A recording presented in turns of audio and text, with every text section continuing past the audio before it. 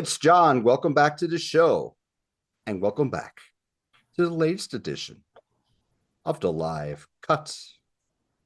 Premise of this series is to talk about live albums that don't get enough love or recognition.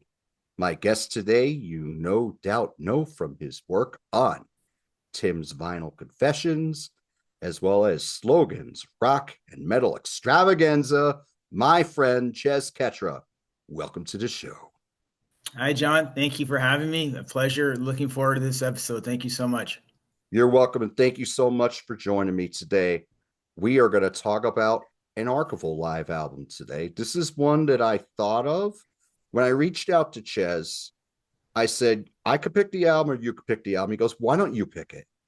So I was like, I had a bunch that I wanted to talk about so bad, but this was clearly number one on my list. And Chez graciously accepted when I proposed this album to him. This is Bruce Springsteen and the E Street Band, Hammersmith Odeon, London, 75. This show was recorded on November 18, 1975 at Hammersmith Odeon in London, England. If you've been following this channel and the Live Cut series, this is the sixth show that we have done about appearances or concerts at Hammersmith Odeon. This was released on December 28, 2006 on Columbia Records. This is, again, an archival release. This was recorded on the band's Born to Run tour. This is Bruce Springsteen and the E Street Band's first ever concert in Europe. The musicians on the album are Bruce Springsteen on guitar and vocals, Roy Bittan on piano and vocals, Clarence Clemens on saxophone and percussion, Danny Federici on keyboards, Gary Talents on bass guitar, Stephen Van Zandt, or Miami Stephen Van Zandt, on guitar and vocals, Max Weinberg on drums. All of them are still with us, with the exception of Clarence Clemens and Danny Federici. This album was originally done in 75. Bruce did not think this was a good show, and he forgot about the show, although this was an album or a show that was very, very legendary.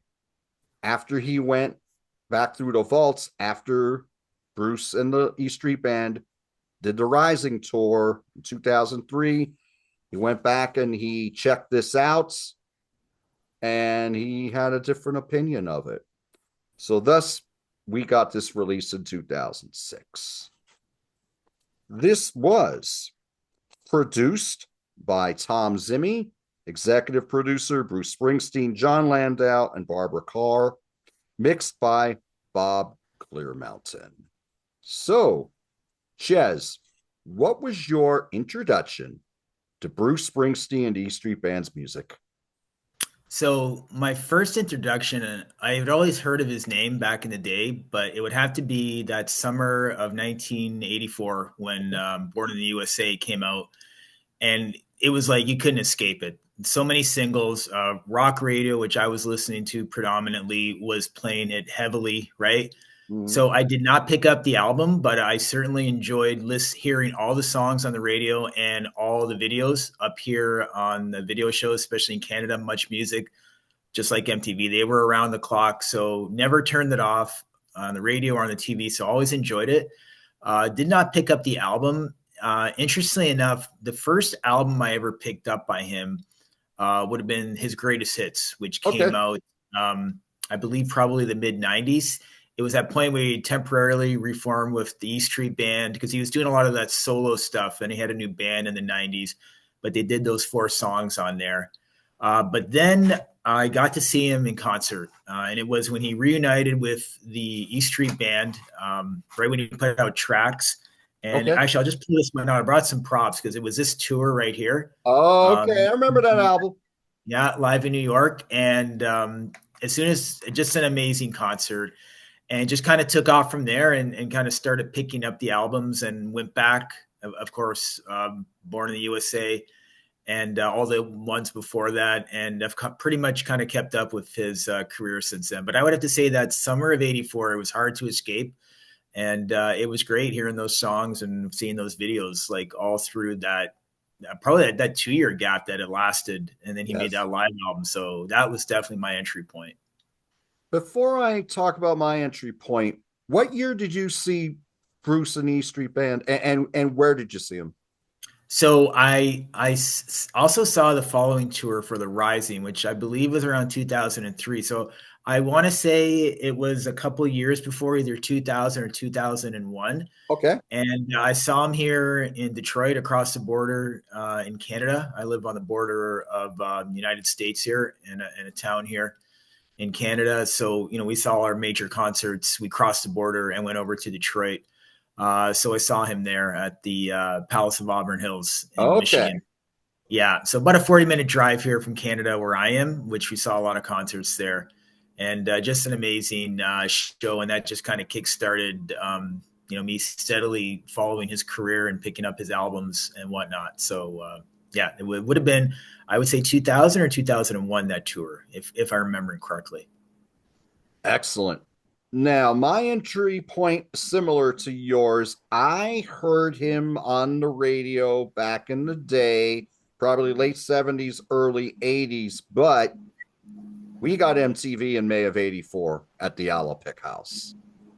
And at that point, Dancing in the Dark was the newest video, the first single from Born in the USA. And that was when Bruce's popularity went through the roof. But I do remember hearing some of his songs earlier, but not realizing it was Bruce. Same. I remember that summer. My dad, rest in peace, said to me, he said, "What do you think of the song Hungry Heart?" He said that to me when I was 13. I go, "I never heard it." He goes, "You don't know that song?" I go, "No." And he starts singing the chorus to me. I'm like, "That's Springsteen?" He goes, "Yes." So I already knew his music earlier. Yeah. So we still have that cassette up at the house. I never bought the cassette myself. It's probably at my mom's house. Mm-hmm. Now, I was similar to you in the fact that I knew the songs because they were all over pop radio, rock radio, from those 7 singles, and you heard deep tracks from Born in USA, and then Live 75 to 85 came out. Tunnel of Love had a few hits off it. It was nowhere near as big as Born in USA, but Born in USA was huge. In 84, when we got MTV, I'm kind of backtracking here. They used to play these old videos, but they were more like old concert performances. Oh, yeah. Mm-hmm. And they were called closet classics, right? Oh, nice. Yeah. So I remember clearly in the summer '84, they would play this live video of Bruce and E Street Band doing Rosalita. So my first, I know that video. Yeah. yeah, and at the end, all the women jump on stage and they crowd them and they bring them to the ground and they're all over them.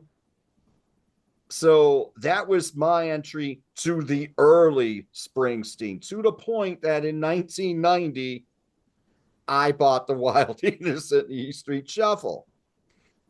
Interestingly, my next CD by Bruce was The Ghost of Tom Joad in 95, which I bought as a Excellent new release. And I loved that album back in the day. Now I like it a lot, but back then, yeah. Great one. Yeah. And so after that, I bought his albums casually. I was never a huge fan, but I did see him once live, much later than you. He was on my bucket list. And I didn't really hit a lot of concerts until I was in my 40s. Yeah. 2016, I hit a ton of concerts, including a lot of my bucket list artists. 3 days before my birthday in 2016, I took a bus trip to the Bryce Jordan Center at State College, Pennsylvania, and saw Bruce Springsteen. Oh, it was amazing. To this day, it's my favorite concert. that tour, they had just put out The Ties That Bind, which was that Yeah. box set for the River. Yeah. And they played the River album in its entirety, all 20 songs. And that took them like an hour 40.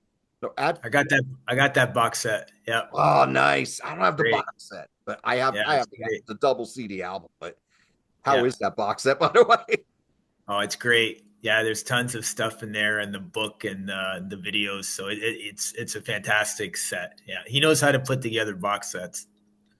That's what I've heard. I've yet to buy any of his box sets, but that Yeah. was the only time I saw him. It was just him. We took a bus trip. He played 3 hours and 20 minutes because that night, the first set, well, the whole concert was that album. And then he Yeah. comes out for a 13 song encore, Almost right? like another full concert. Yeah, that's Yeah, great. it was Yeah. insane.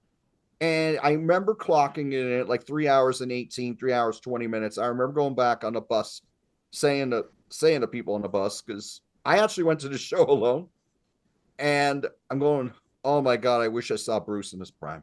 If he's that good now, and these older guys who've seen him so many times go, you've seen him close to his prime now. He used to take an intermission. He doesn't take an intermission anymore. It's insane. It's like 3+ hours to this day. Yeah. It's It is crazy. insane. Yeah. But I enjoyed that show so much. It's still my favorite. Having said that, God, I wish I was 10 years older and living in England when this had come out, because this is my favorite period of Bruce, because at this time I thought they were so exciting. This was more the storyteller Bruce. This was when there was more of an emphasis on that magnificent band of his. The musicianship on this is off the charts. And I adore this live album, which I bought when it came out to this day.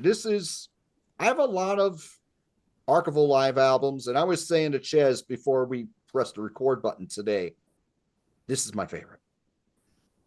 And there's a few to come close, but no, Yeah. I think this is a breathtaking album. So there's my long-winded intro to Bruce Springsteen.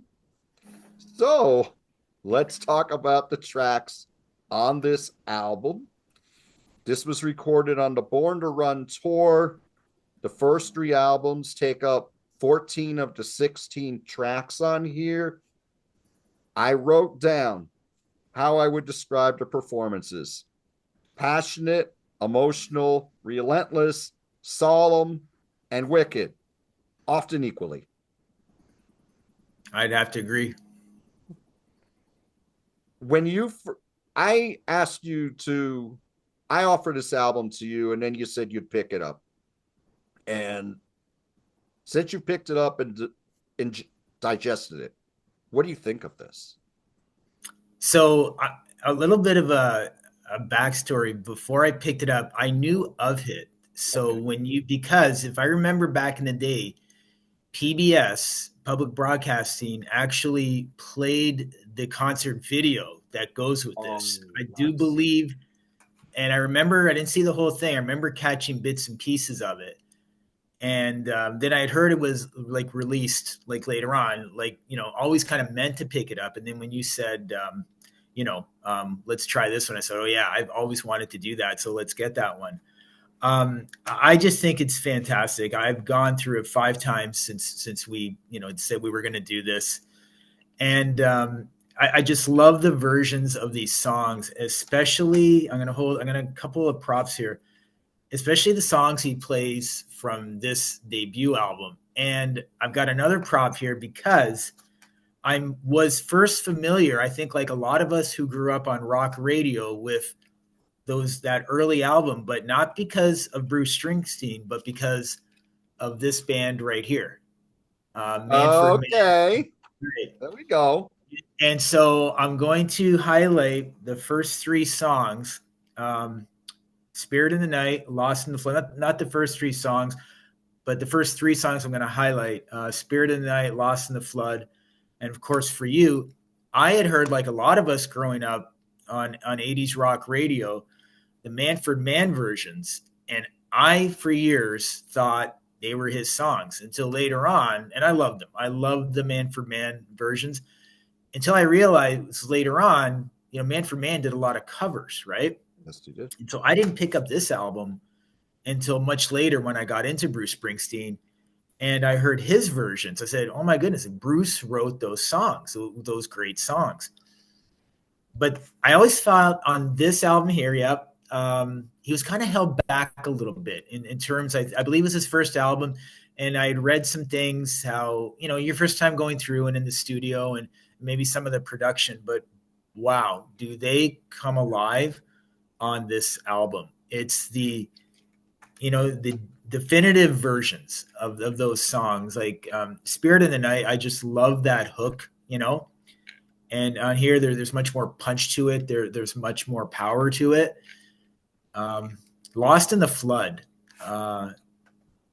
You mentioned storytelling, right? He is telling a story, and it's such a powerful story on Lost in the Flood. But again, a little subdued on this album. Not that it's not great, Right. but wow, it is just like, it is so powerful on this live album, and the band just kicks in. It's just, they are full force, 10 plus volume on this, and a fantastic version. And interesting enough, he kind of slows it down on For You. Like the Manfred Mann version was always that faster melodic rock type version. And even on this album here, there's more of the band, but it kind of it's a second last song on this album. Yes. It's almost like a subdued kind of, almost a piano, and then Bruce singing it. But again, he's telling that story and that great melodic hook. So those three, jumped out. Like when I looked at the track list and said, "Oh my gosh, like I know these are going to sound fantastic. Those are fantastic songs." And sure enough, he just took what he had originally from that debut album, and I believe like the definitive versions of those three songs that I mentioned on this live album here. So I wanted to kind of start off by kind of making that correlation with the Manfred Mann, and how those are the first three songs that jumped out to me on the first goes arounds on this album. Spirit in the Night, and It's Hard to Be a Saint in the City. The versions on here, yes, completely definitive, and they are absolutely amazing. The version of It's Hard to Be a Saint in the City sounds like a sketch compared to what it's only 3 minutes, and it sounds like it just never quite gets off the ground as much as, and I like this album a lot, but to me, the next album is when they found their sound. The songs are here, the stories are here, but I agree with you. They didn't have the confidence in the studio yet. So some of this album sounds a little Bob Dylan. Great comparison. And Bob Dylan is one of his heroes, and he was more in. I've had friends over the years who were huge Bruce Springsteen fans. Hello, Lynn. She would always say to me, "Yeah, here he was more of a storyteller. He was still trying to find his sound." I've had other friends say, musically, it's kind of choppy, and I agree with that at times. But here's some of these songs compared to what you'd hear live. They sound almost like remnants, particularly It's Hard to Be a Saint in the City. I mean, It's Hard to Be a Saint in the City on this album, it is like a locomotive. Yeah, the guitar on that song there, I noticed the guitar is much more up front on this live version. Absolutely. And it just gives that extra added punch to it. But I totally agree with what you're saying there. Another standout track on this live album. Yeah. You mentioned Spirit in the Night. It starts out like free jazz. It sounds more like Sun Ra or Ornette Coleman at the beginning before it goes into that main theme, which is more riveting and driving. It's actually more jazzy on the original, but here it's more driving, and it really takes you in on it. And I really love the fact that like Bob Dylan, Bruce is changing these songs up because right when they go into that bridge on Spirit of the Night, they take it completely down. And then Bruce is singing a lot slower, and the rest of the band isn't playing anything except for Roy playing the piano. Yeah. And they get into that line with socks on his shirt, and there's like there was like moments in between those specific words. They slowed it down completely. He has the crowd in the palm of his hand, and then they take it right back up, and it ends so magnificent. It is a Outstanding. wonderful, outstanding version. I absolutely adore it. You were talking about For You. You know, when I first heard For You, Greg Kinn redid it. I haven't heard that version, and I'm a Greg King fan. Yeah, Yeah, we'll have to check that out. He redid it, and it was on his best of collection, which I no longer have. I don't know what I ever did with it. And it had the word Kin in the title. Darn if I don't know if it was King compilation or whatever the heck it was. But he did a version of For You, and he just made it a straight up rock song. It sounds, he made it his own, but I mean, it doesn't, in my opinion, you can't beat the original in this case Right. in either version. But the version on this live album here compared to the original, I think it definitely beats it because it's a lot more emotional. Emotional, yes. It's very emotional. I love Bruce's vocal on here. It's perfect with just Bruce and a piano. And Yeah. I was talking about some of the early songs on Greetings from Asbury Park being a little musically choppy. That's one of the songs I think about when I describe those songs. I like the original, but I like it more stripped down. Yeah. It's great. Yeah, I totally agree. Yeah. Your opinions on the tracks that were originally on the debut echo my opinions on the songs that were originally on here. I love the version of She's the One because we're going down the farm at the beginning with the harmonica going on. It's Yeah. really, really love how they start that out before that wonderful piano line kicks in. This is Yeah. definitely Born to Run is a classic album, but Yeah. the deep tracks on here are amazing, especially Oh, yeah. it's just, and from there it kind of goes, it goes along like the original, but it's more joyous than the original, and it's faster. What do you have on here, ladies and gentlemen? If you've never listened to this album, the band are broke. There was a lot of hype behind Bruce Springsteen, the E Street Band. They had a strong cult following, but in the United States, at that point, they're playing theaters and colleges. They're playing the Tower Theater in Upper Darby, Pennsylvania. Now they're playing 5 nights at the Tower Theater, but the Tower Theater is like a 2,000 seat theater. They were getting a ton of hype. The critics loved Bruce Springsteen, the E Street Band, but they weren't quite selling enough albums at this point. So when Born to Run came out, it was a make or break record. Yeah.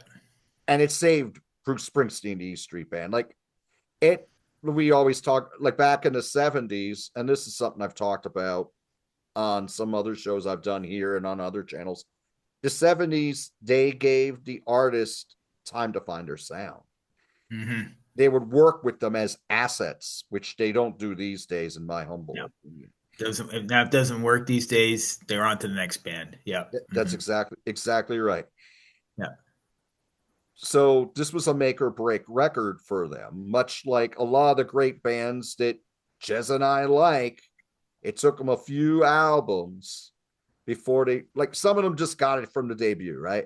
Yeah. But some others like Rush or Judas Priest or many, many others, it took them a few albums to find their sound. And thank God for the record companies for actually working with him back then. I'm saying something positive Yeah. about record companies. Supporting them. Yeah. Right. So the same thing was going on here with Bruce, but the third album was more of a make or break because there was a lot of hype. And when they went to the UK, there was a ton of hype when they were going to play their first show in Europe, to the point where it kind of pissed Bruce off. He was tearing down the posters and the flyers promoting Yeah. the concert at that point. And then if you read the interview that's in this collection, he's saying, this is what I wanted, but I never said it out loud. Or maybe I never said it vocally, but this is what I wanted. And then it was a little scary, Yeah. kind of. I'm not doing a direct quote there, Yeah. paraphrase. So here they're playing, they got all this hype and they're playing like they have something to prove. And what you hear on this is one of the great rock live performances, in my opinion. They are on absolute fire. Yeah. They're playing a lot of these songs a lot faster, but they also know when to take it down. That's what musicians do. They know when not to play. The great musicians, I should say, and the great bands. That's what you have on here.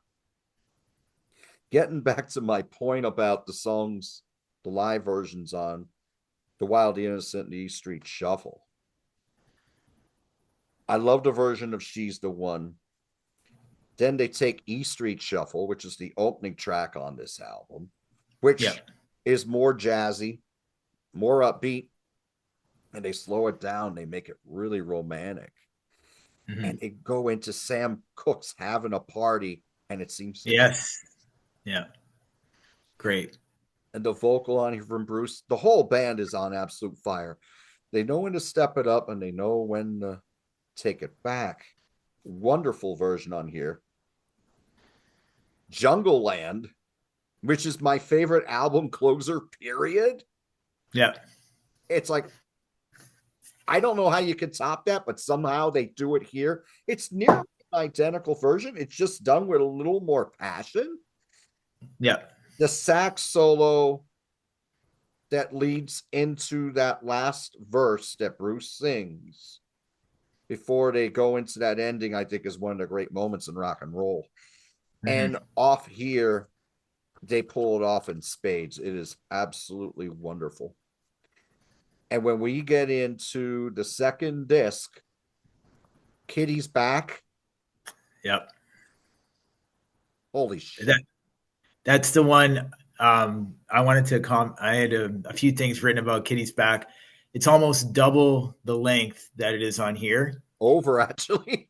Yeah. And I feel on that track, they do some jamming, right? And the band shines. It is like you can distinctly hear how good each individual in the band is at their job, especially in that middle part where they jam a little bit and extend. Like it just, I'm thinking to myself, this song could work as just an instrumental if I agree. didn't have vocals, right?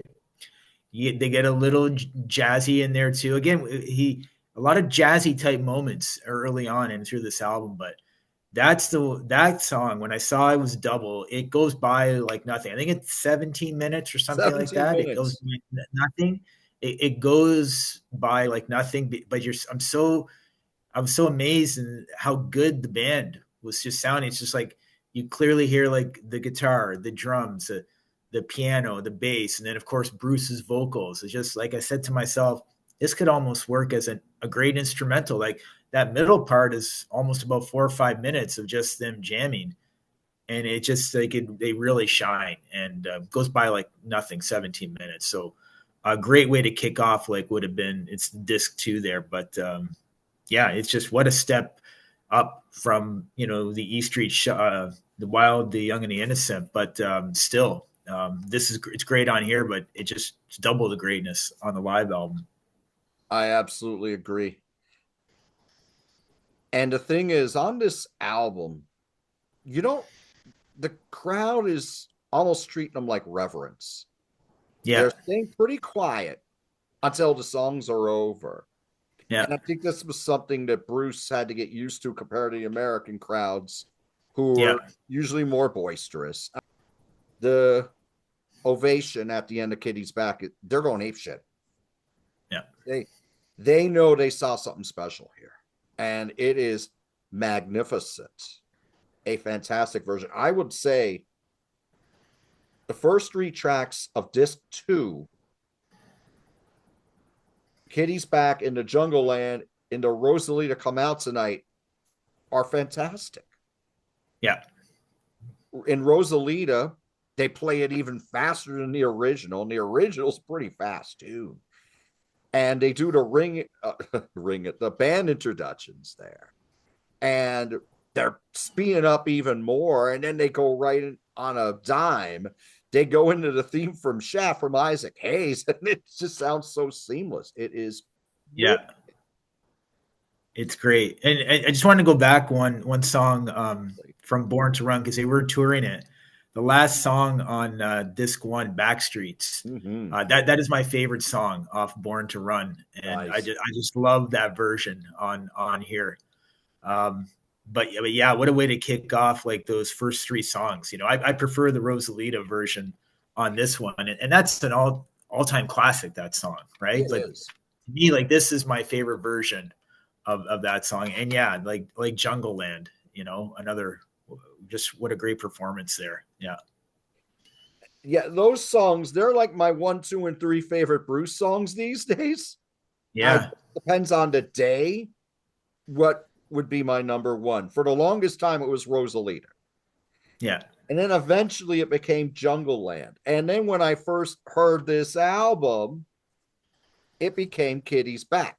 But it was the original that really put me over the top. Yeah. But all three of them, magnificent versions on here. What are some other songs on this album that you're really a big fan of? Well, the ones I met, Thunder Road, you can't go wrong there with that one. 10,000 you freeze out. You mentioned She's the One. Um, I talked about Backstreets. I do want to talk about the Detroit medley here for a second because that's something Yes. he did quite often in the early ones. I've got the Promised Land box set also for that Okay. album. Darkness on the Edge of Town. That Promised Okay. Land is the song in there. So I got the Darkness on the Edge of Town box set also. And there's a video included on there, and he does the Detroit medley. And I think there was another archival live album he did. I forget the name offhand. It's something about nuclear or something in Okay. there in the title. But again, he does that Detroit medley. So this one here, because I grew up on the border of Detroit. So here where I am in Canada, we got all the Detroit and American radio stations. And so he leads off by doing the Mitch Ryder cover, right? He mentions Mitch Ryder, and Mitch Ryder was big on rock radio here when I was growing up. Like they played him quite a bit, and Detroit local, and I just love that Detroit medley there. Again, it's seamless, and he just to me like he sounds like he's having so much fun singing those songs. Like he grew up with those songs, right? And again, they just kind of make them on their own. Like medleys for me, sometimes they're kind of like hit and miss. I prefer to hear the whole song, I'm the but same way. when they're done right, I feel when they're done right, they flow together like they are one song, and I feel that he knows how to do a medley well. So I really enjoyed the Detroit medley on this one, and I love that he did the Mitch Ryder the cover right there, to start it off. Yes, that's an excellent track on here. And that's Yeah, what their sound was originally, what Bruce's vision was to yeah, take because he grew up, he was coming of age in the 60s, so he wanted to bring that sound out, but he's also a fan of the songwriters. But he wanted to have the cinematic production, the great story songs, but when you go live, he wanted to be like a communal experience, like a celebration of all that's great about music. Because one thing about the 60s is the 60s was such an eclectic time, but some of these songs were just so joyous and they had hooks for days. And I think when you're a songwriter, which is the songwriter in particular, not a singer songwriter in general, you want to have songs that have those great hooks that stick with you from day one. Yeah. And that was Bruce. And you had a lot of that on the early albums, but there was also a big focus on a band. I love it more. I love it because the storytelling, but I also love the musicality too, because I love jazz music as well. Yeah. As time went on, I think he was thinking more, okay, I got to streamline things a little bit.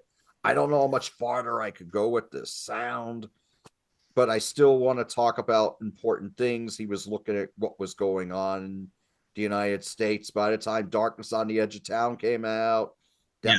that was an album about things going on, people who were working it, people who were going out and they were teenagers and they had all these dreams and now they're in their 20s and sometimes the dreams aren't coming true at this point. And Yeah. Mhm. wanted to reflect that. It's interesting with Bruce's career, how he's gone through all these different phases.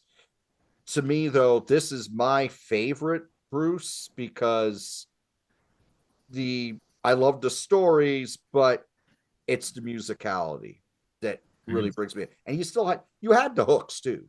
You had the Yeah. It's just sometimes the songs were a little long. Rosalita has great hooks, but it's a long song. But Yeah. you're a music junkie like we are. We're all over it. So Yeah. Yeah. It just flows so great on this album. And one thing in this album, once I did go through it, of course, I went back and re-listened to the first three albums again because I wanted to. It was I just had such a great time listening to this. I said I want to go back and I just listened to those first three albums, which predominantly this album made up of. Played them one, two, three, and just made those even that much better. And I think that's what a really good live album does. It just kind of like it can bring out play the songs a little bit different, enhance them a little bit, make them a little bit more memorable, but even makes you appreciate the studio versions on the albums more. I think that's what a really good live album does. So, and this certainly is what this does. So, you take this and you take the first three, and you got a nice little four pack album starter set right there. I totally agree. Yeah. This is something we were talking about before we pressed the record button. What do you think would have happened back in 76 if they put this out as a live album in the golden age, right when the golden age of live albums? Like, how would you compare this to what was You know, coming? yeah, and you mentioned it, Cheap Trick live at Budokan, Kiss Alive, Judas Priest, Unleashed in the East. Like we can go on. Frampton comes alive. We can go on and on. I think this would have. I think this would have done for Bruce what Kiss Alive did for Kiss. Obviously, Born to Run was already a hit, but I think those like it did for me and many of us, we would have gone back in time in real time in the 70s and picked up on those first two albums. And he was already on his way to being a superstar because Born to Run was being a massive hit and that was his tour. But I think those first two albums would have caught on even more. Like they were known, right? And of course the songs off of there, like Rosalita and the E Street Shuffle, they were classics there. But I think it would have brought those first two albums even more to the forefront. It's just amazing that, like we and I were talking, that he didn't really care for it at No, first, right? You were saying, and he went back years later and he said, "Yeah, this is actually pretty good." You can imagine like having something like this just put away, right? Like I think it just would have fit right in, like you said, the golden age of live albums, the 70s. Like got one, he had one right here. Yeah, yeah, maybe he would have had that. Born to Run was a big seller. yeah, It had big rock radio hits. he didn't start getting the big radio hits on the pop charts until Hungry Heart from the River. Yeah. And then we were talking about Born USA at 7 top tens. Maybe if you put this out in 76, you're going to have to take a few songs off because we got to put it on 2 vinyls. So you're thinking maybe make it, 75, 78-minute album instead of 2 hours and 4 minutes like we have here. I think his star would have been bigger earlier. Now, he eventually became one of the biggest stars of our lifetimes. And he was definitely on his way. It just would have been quicker, I feel. Yeah. Right. Yeah, that's where I'm going. It would have been quicker if this had come out earlier. And then those earlier albums, which we really enjoy, would have sold earlier, would have sold big earlier. It took a little while for Greetings from Asbury Park and The Wild Innocent D Street Shuffle to certify. I believe they certify faster if we get this out in 76. But what happens is Bruce's management want to go with a live album and Bruce doesn't. Bruce wants a studio album.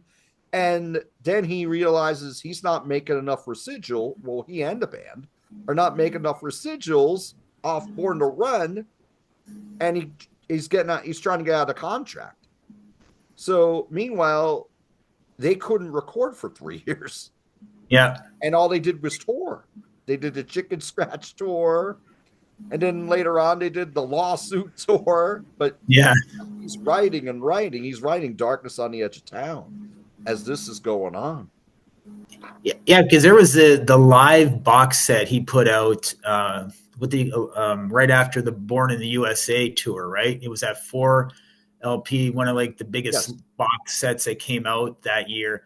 I always thought for years like that was the first live document, that box set. And then we come to know this was done way before. And like you said, had it been released back then, that would have been the proper first live album. But but it was great. That live box set is amazing too. It's just that's just got more of it and more selection because you have more albums to choose from then. So I just, who knows what would have happened if it was released in that golden age of the 70s, which those great live albums, so many good ones, and this would have fit right in.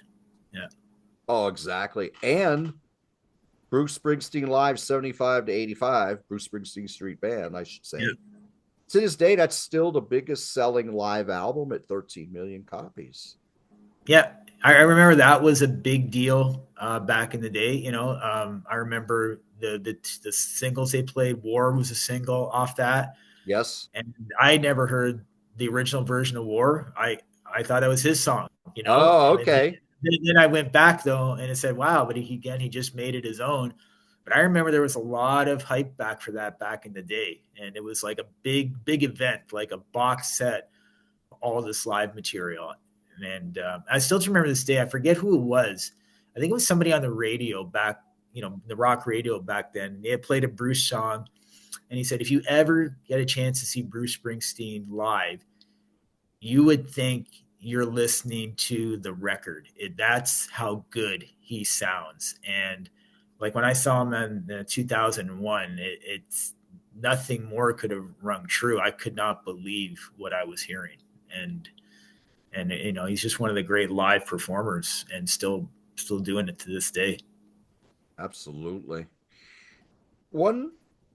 Another thing I was thinking about here, Born to Run and 10th Avenue Freeze Out, they just play them straight. Yeah. Just like the album, they don't do anything with them. Maybe the version of Born to Run's a little more fiery, but the original already was. Just a little fire to it, but they belts it out, like pretty quick.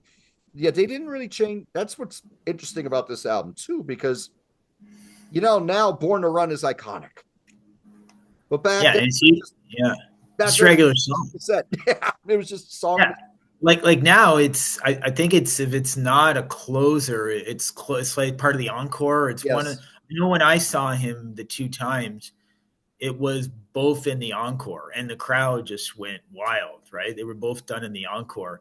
And it's interesting because when I went to it and I got the album, like when we talked about it and I bought it, I that's when I noticed it. I said, "Wow, Born to Run is the sixth track in." I thought it's not the opener or it's not the closer. And then as I go on, I said, "Well, that makes sense. It was the song was in its infancy. It's grown into this iconic stature since then to become that closer or part of the encore." But when I first said it, I said, because I was looking at it from the point of view how I know the song now, but this was back then when it was a new song he was testing out, right? And it was a hit back then, but it's become this iconic, song ever since. So it's interesting because I did notice that. So, wow, it's not the opener or the closer. It's just this.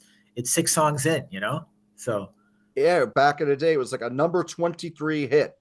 yeah, First top 40 hit in the States, and it hit number 23. And you hear it now, it's like one of the great rock songs of our lifetimes. It's yeah, one of the first things you hear of when you say Bruce Springsteen. What's a Bruce Springsteen song? One of the first ones you're always going to say is Born to Run. yeah. It's one of those ones.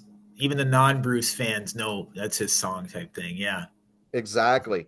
We're ending this set with a cover of Gary U.S. Bond's Quarter to Three, which, and a few years later, he would be producing and writing songs for Gary U.S. Bonds, and Gary U.S. Bonds had a comeback here in the early 80s. So again, just like the Detroit medley, he's given a lot to his roots here, but the version of Quarter to Three on here really kicks ass. Oh yeah, it's great. And I guess he ended a lot of his shows. Because I went back and read, because I wasn't familiar with that version because I didn't have this album until we picked it up. And I guess those early concerts back then in the day, he ended a lot of his shows with that song. If I read right, yeah. Correct. I'm trying to think. He might have played it the night I saw in Mhm. 2016, but I got to go back and check. It's hard to remember everything he did that night because he did so many songs. Yeah. Here's something else I found really interesting. So he did this show November 18 of 75. Because a few more shows in Europe, he comes back to Hammersmith Odeon November 24 of 75. Supposedly, that's the better show, which is weird because I'm like, better than this. But then I go Yeah. on Setlist FM, right? Yeah. And that night he did all these songs, but he's throwing a few others in here. He did Growing Up that night, Oh and then wow. he's doing a bunch of covers. You mentioned Manfred Mann. He did Pretty Flamingo and Sha La La that night.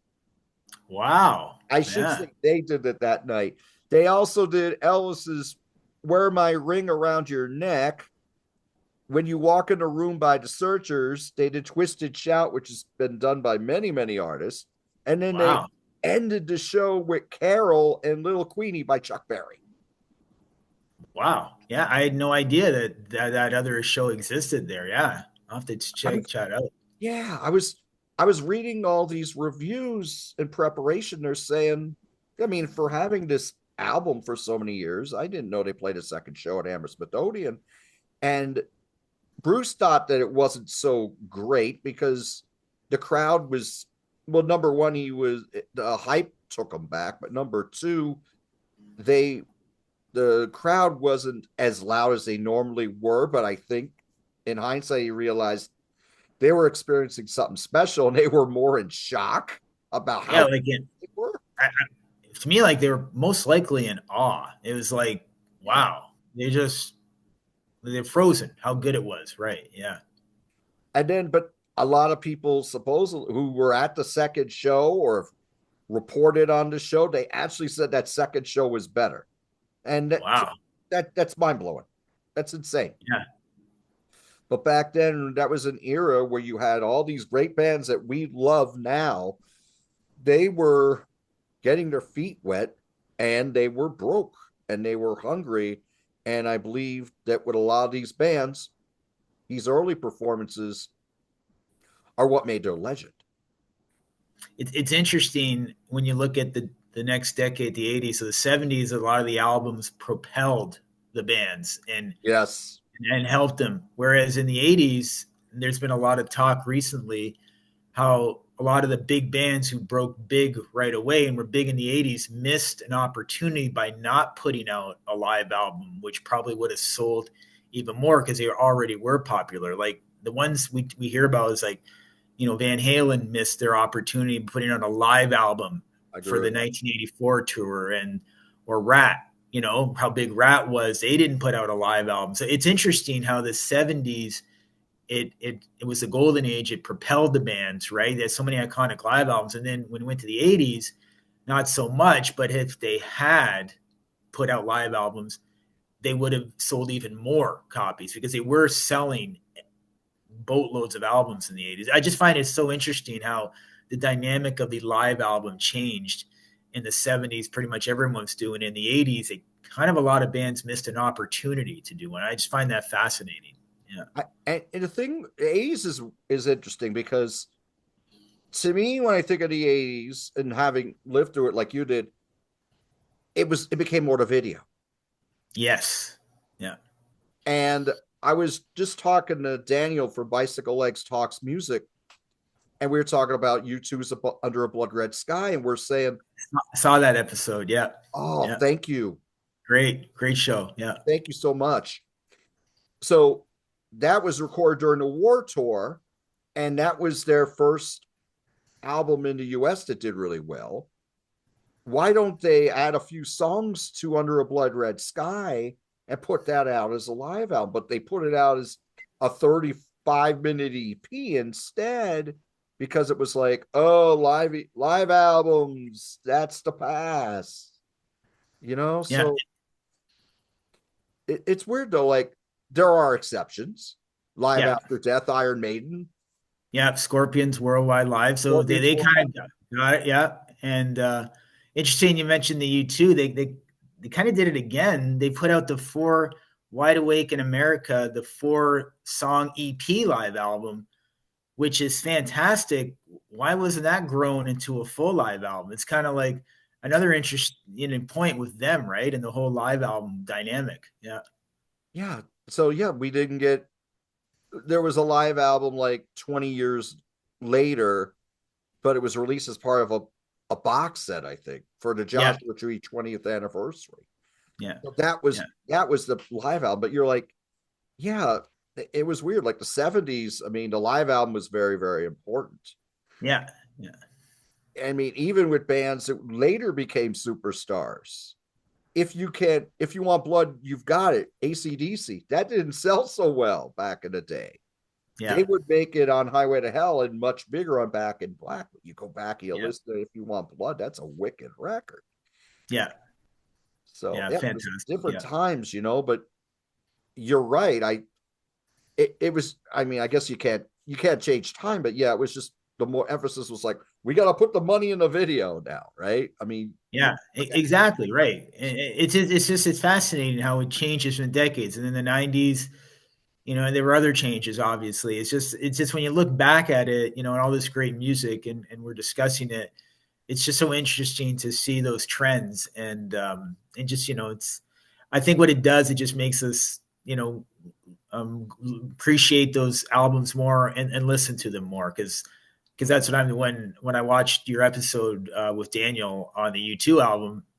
First thing I did, I played that U2 album. I have that album. I love it. Played it right then and looked for a lot of the points that you both mentioned. And I think that's what it does, whether they were released or not. It's all good, and it makes us go back and appreciate what we have and look forward to what's going to come. That's how I feel. Yeah, absolutely. yeah. So Ches, how would you rank Bruce Springsteen, E Street Band, Hammersmith Odeon, London 75 on a scale of 1 to 10? So I'm going to give it a 9.5, Okay. which will only because it's still fairly new to me, but it's a 9.5 knocking on the door of a 10. I really cannot fault it.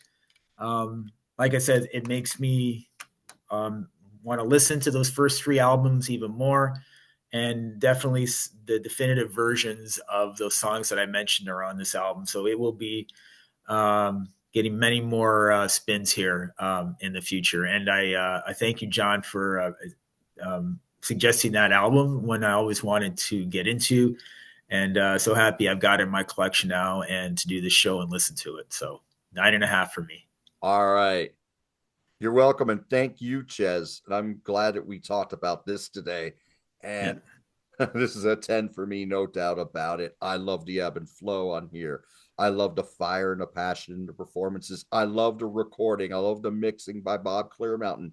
You could hear the every instrument on here very, very well. You got fantastic versions of Kitty's Back, Jungle Land, Lost in the Flood. It's a hard to be a saint in this city. Rosalita. It's awesome. The two covers on here, the Detroit medley, quarter three, are outstanding.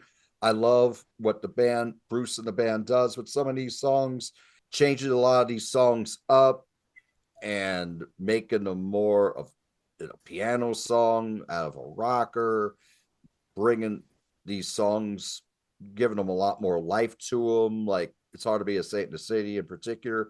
As it stands, in my opinion, I would give this a 10 out of 10. Nice. So, excellent. So, what do you think of Bruce Springsteen's music? And have you heard this live album? And if you have, what do you think of it? Have you seen Bruce Springsteen live? Did you see him back in the 70s when Ches and I were very young? Did you see him much later, like Ches and I did? What are your favorite songs by Bruce Springsteen? What are your favorite albums by Bruce Springsteen? What do you think of a lot of the other artists that recorded Bruce Springsteen's music? Please let us know in the comments. Ches, thank you so much for joining me today. Thank you, John, for having me. You got it. And joining me and purchasing this album too, so we could talk about it today. So, Ches, what do you have coming up? If for all of you who have not seen Ches before, he's done some fantastic analysis and work on Tim's Thank you, John. Confessions. You're very welcome. So it was a privilege to have you on, because I mean, between working with you on Tim's channel and with Sydney and Logan, I was like, I gotta get Ches on here. What do you have coming up? You got it. Tim and I reviewed a couple of new releases recently. We reviewed the Honeymoon Suite album on his fantastic channel, and we also reviewed the latest Bryan Adams album. Nice. Those are the two latest albums we did.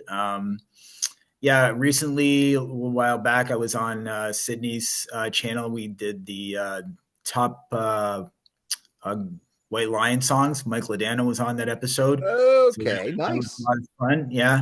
So those are the most recent things we've done. And always appreciate being invited on everyone's channel. I'm a big fan of everyone's channel, and always gracious to be on and to do these shows with everyone. So thank you again, John, and to everyone.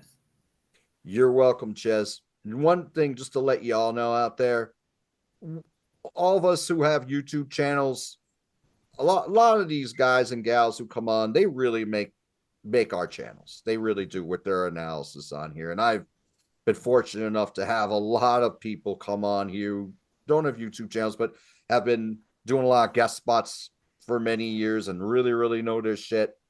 They really make our channels work. And so do all of you who watch our channels and give your comments and your wonderful analysis and commentary. We all greatly appreciate it. Thank you all so much for joining us today. Do what you love, and we'll talk to you soon.